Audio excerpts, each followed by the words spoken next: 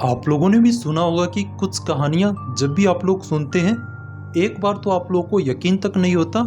कि काफ़ी बार लोगों के साथ ऐसा कुछ भी हो सकता है क्या। लेकिन बाद में जब कोई आपको सबूत दिखाता है और सच में बताता है कि उसके साथ वो सच में हुआ है,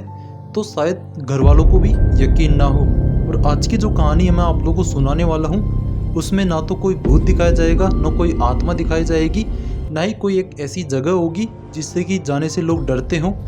आज की ये जो कहानी है ये एक रियल कहानी है जो कि कॉलेज के कुछ लड़कों के साथ होती है। ये कहानी की जब शुरुआत की मैं बात करूं तो इस कहानी की शुरुआत होती है मध्य प्रदेश के एक कॉलेज में, जहाँ पे रवि और राहुल नाम के दो भाई रहते हैं और उनके साथ उनके और भी दोस्त रहते हैं। तो वह क्या करते हैं कि उनको एक यूट्यूबर बनना होता है, जिसके लिए वह काफ़ी बार सोचते हैं कि कुछ प्लान बनाया जाए, कुछ वीडियो बनाई जाए। तो वह इस चीज़ के ऊपर मेहनत करना शुरू कर देते हैं। दरअसल होता यह है कि जो राहुल और रवि होते हैं वो दोनों भाई होते हैं, जिसमें से राहुल उससे थोड़ा बड़ा रहता है। मान सकते हैं कि वो सेकंड ग्रेड में पढ़ता है, तो जो छोटा भाई है रवि वह अभी फर्स्ट ग्रेड में ही है, जिसकी वजह से उनको एक ही कॉलेज के अंदर दाखिला दिला दिया जाता है और वह वहीं पे तैयारी करते रहते हैं, कॉलेज की एग्ज़ाम की तैयारी करते रहते हैं, पढ़ाई करते रहते हैं। और इसी बीच उनको प्लान बनाना होता है कि क्यों न वह एक यूट्यूब चैनल स्टार्ट कर ले, ताकि उनके पास कुछ तो रहे कॉलेज की बात करने के लिए। बाकी अदर चीज़ें तो वह करते ही रहेंगी। और सबसे इम्पोर्टेंट, यूट्यूबर बनने के लिए सबसे इम्पोर्टेंट है कैमरा होना चाहिए, माइक होना चाहिए और एक काफ़ी तगड़ा स्टूडियो होना चाहिए। जिसकी वजह से जो राहुल और रवि होते हैं और साथ में उनके 3-4 और भी दोस्त होते हैं, वह एक ग्रुप बनाते हैं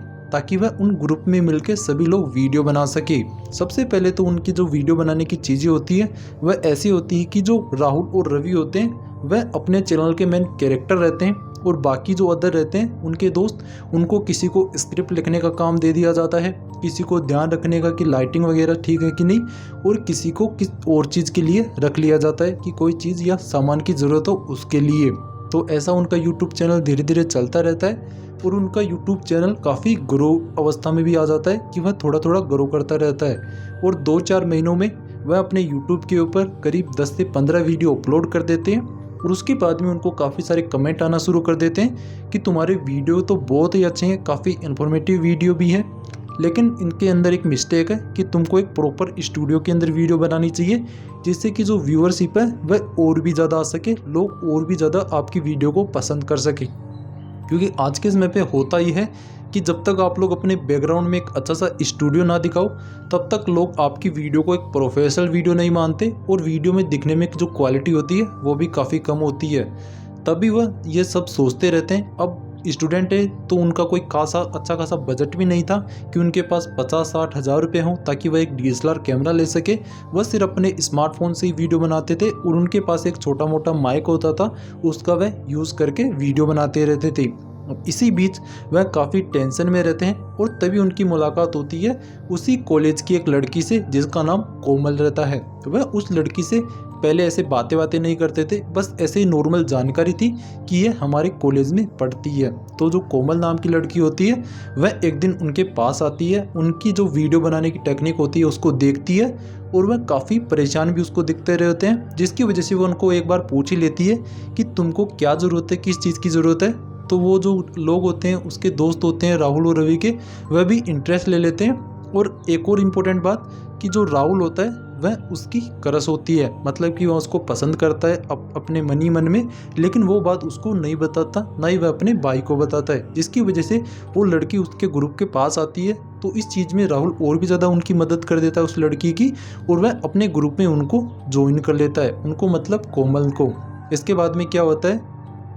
कि जो कोमल होती है वह उनके ग्रुप में ज्वाइन होकर उनकी वीडियोस को देखती है, उनके यूट्यूब चैनल को देखती है, LLS करती है, थोड़ा बहुत उसको जितना भी जानकारी होती है तो वो सब देखती है और तभी उनसे पूछती है कि तुमको अब किस चीज़ की ज़रूरत है। तो सभी दोस्त मिलके बोलते हैं कि वैसे हमारे पास बजट तो नहीं है, अगर हमारे पास पैसे होते तो हम एक DSLR कैमरा खरीदते, क्योंकि ऐसा बताया जाता है कि कैमरे की जो क्वालिटी होती है वह स्मार्टफोन की तुलना में बहुत ही ज़्यादा होती है। और ये बात सच भी है, कैमरे की क्वालिटी लिटरली काफ़ी अच्छी बताई जाती है और उससे अगर कोई वीडियो रिकॉर्ड की जाए तो उसके अंदर जो शार्पनेस है, क्वालिटी है, वह ऑफकोर्स बहुत ही ज़्यादा अच्छी आएगी। लेकिन अब राहुल और रवि और उनके दोस्तों के पास इतने बजट नहीं होता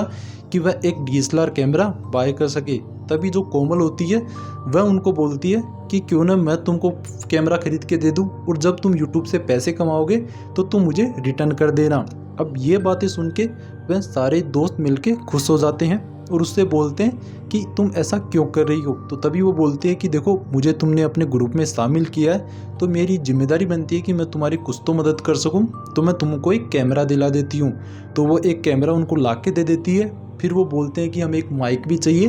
तो वो माइक भी ला के दे देती है। मतलब कि वह उनकी हर एक छोटी मोटी डिमांड को पूरी करती रहती है और लास्ट में आके उनको एक कैमरा भी ला देती है। तो इस तरह से उनके ग्रुप के अंदर जो विश्वास होता है वह पूरे विश्वास को कोमल जीत लेती है और उनके ग्रुप में भी शामिल हो जाती है। तो जब भी कोई वीडियो बनाता है या कैमरे से शूट करता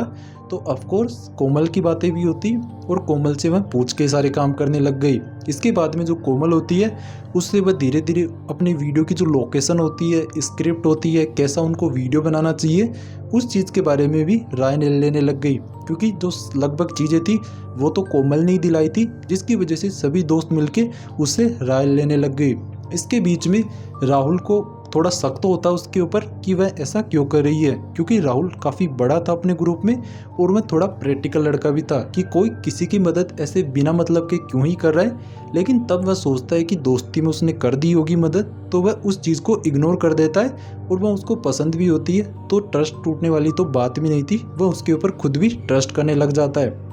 अब इसके बाद में क्या होता है कि जो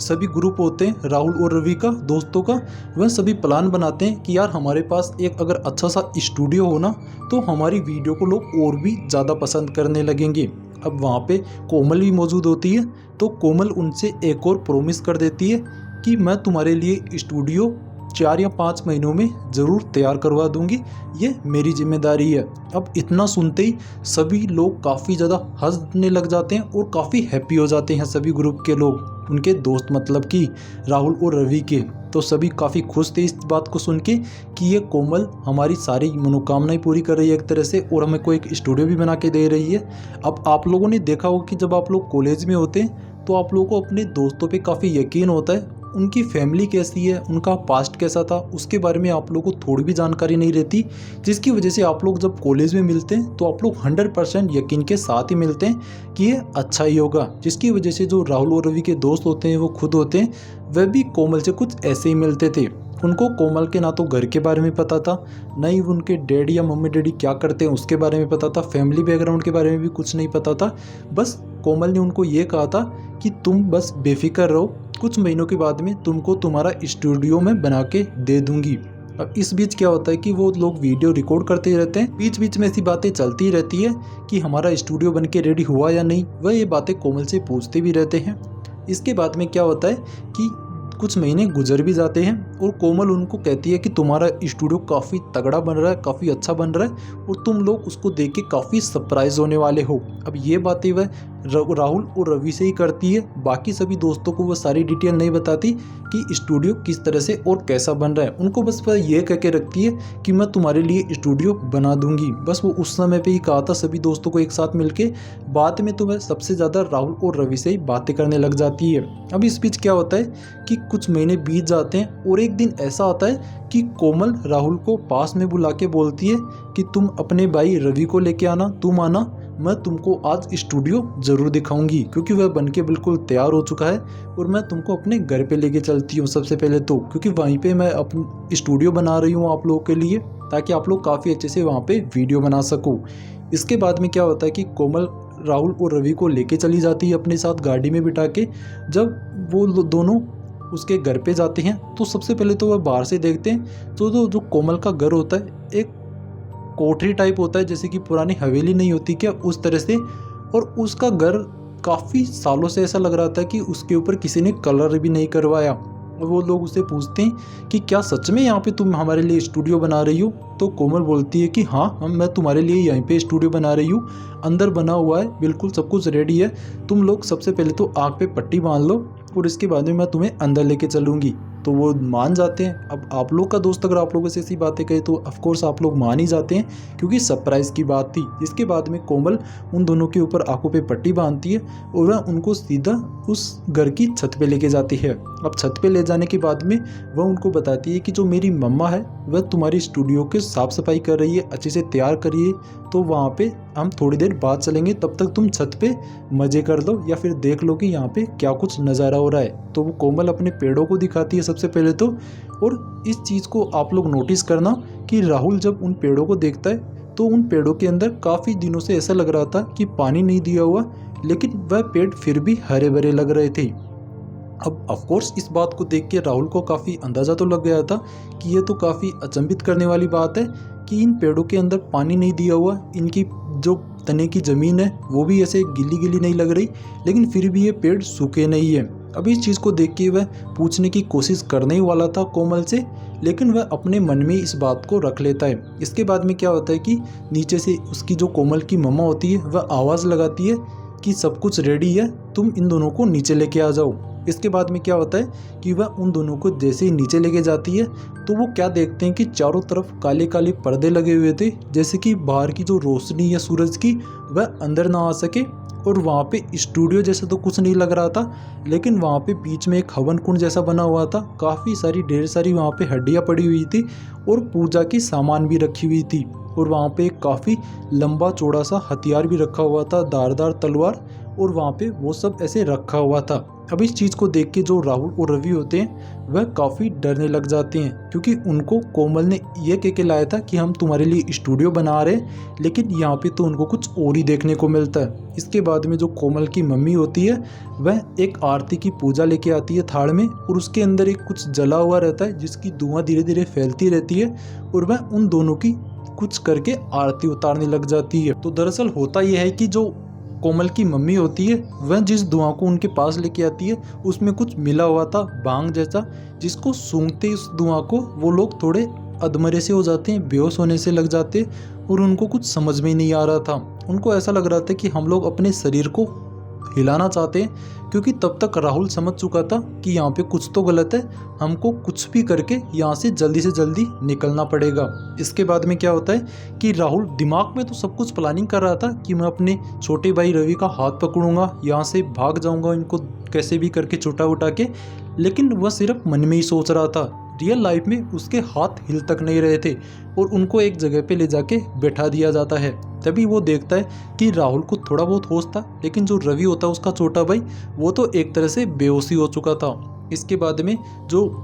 कोमल होती है वो भी वहाँ पे खड़ी हो जाती है, और एक काफ़ी बुरा सा पंडित वहाँ पे आता है एक काले कपड़े में लिबास में, और वहाँ पे आके बैठ जाता है और कुछ अजीबोगरीब मंत्र पढ़ने लग जाता है। इसके बाद में वो देखता है कि वहाँ पे एक विकलांग सा लड़का भी खड़ा हुआ है। अब उस चीज़ को देख के जो राहुल होता है उसको और भी ज़्यादा डर लगने लग जाता है। इसके बाद में जो कोमल होती है वो अपनी मम्मा से पूछती है कि क्या हम इस काम को करके अपने भैया को ठीक कर सकते हैं, वह फिर से खड़े हो पाएंगे।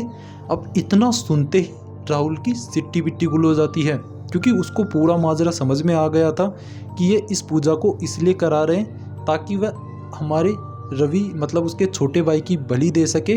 और अपने भैया को है ना उसको ठीक कर सके, क्योंकि इस पंडित ने उसकी मम्मा को और उसको ऐसा कहा था कि तुम लोग अगर एक नर बलि दोगे तो शायद तुम्हारा भैया ठीक हो सकता है। और इसी चक्कर में जो कोमल होती है उसने राहुल और रवि को अपने घर पे बुलाया था ताकि इनमें से किसी एक की वह बलि दे सके और अपने छोटे भाई को ठीक कर सके जो कि विकलांग है। अब इस चीज़ को देख के राहुल इतना ज़्यादा घबरा जाता है कि वह कुछ भी नहीं सोच पाता। लेकिन राहुल की जो मम्मा होती है, मैंने आपको बताया नहीं, वह भी एक तांत्रिक होती है, मतलब कि एक पुजारन होती है। उनकी जो देवी होती है, कुल देवी होती है, वह उसकी हर वक्त पूजा करती रहती है, जिसकी वजह से जो राहुल की मम्मा होती है उसको ये चीज़ पहले से ऐसे लग रहा था कि कुछ ना कुछ गलत ज़रूर हो रहा है मेरे बच्चों के साथ, और उसके बाद में वह घर पे पूजा करने लग जाती है। और जो राहुल होता है वो भी अपनी कुल देवी का नाम लेके काफ़ी ज़ोर से चिल्लाता है कि अपनी माता का नाम लेता है और जय बोलता है, और वहाँ से तुरंत खड़ा होके अपने भाई का हाथ पकड़ के, जो कि थोड़ा बहुत बेहोश था और बाकी उसको भी थोड़ा बहुत होश था, उसका हाथ पकड़ के वहाँ से तुरंत भाग जाता है। कोमल और उसकी मम्मा उसको रोकती है कि तुम कहाँ जा रहे हो, अभी तुमको स्टूडियो तो दिखाना है। लेकिन वो उनकी एक नहीं सुनता और हाथ पकड़ के वहाँ से वह इतनी तेज़ी से भागता है कि भागते भागते कैसे भी करके वह बाहर निकल जाता है उस हवेली से। और बाहर आके उनको अचानक से एक रिक्शा मिल जाता है और वह तुरंत अपने छोटे भाई रवि को रिक्शा में बिठाता है और अपने घर पे चला जाता है। इसी बीच राहुल लगातार अपनी कुलदेवी का नाम ले रहा था, जिसकी वजह से जो काली साई थी, काली तांत्रिक विद्या थी, उसके ऊपर इतना असर नहीं कर रही थी और वह वहाँ से उनसे छुटकारा पाके बच के भाग जाता है। अब घर पे आके वह चीज़ अपनी मम्मा को बताता है तो उसकी मम्मा ये सब पहले से ही थोड़ा बहुत जानती थी और उनके मुंह से ये बात सुन के वह और भी ज़्यादा समझ आती है कि आखिरकार माजरा क्या है। तभी जो राहुल की मम्मा होती है वह उन दोनों के हाथ में एक धागा बांधती है अपनी कुलदेवी की माता का नाम से और उन दोनों को वापस से ठीक करती है। तो इस तरह से दोस्तों इस कहानी का अंत होता है। और ये कहानी कोई काल्पनिक कहानी नहीं है, मैंने एक सच में पॉडकास्ट में किसी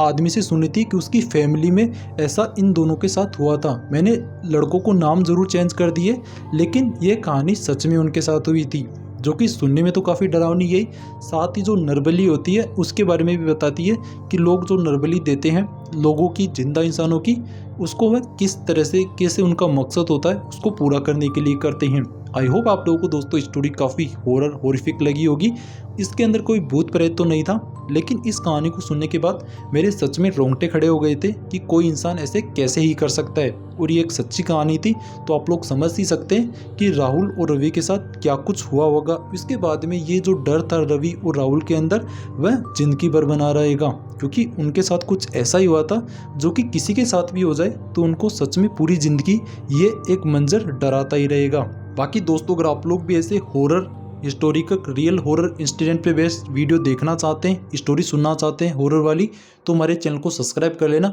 इस चैनल पे आप लोगों को ऐसे ही हॉरर वीडियो देखने को मिलने वाली है।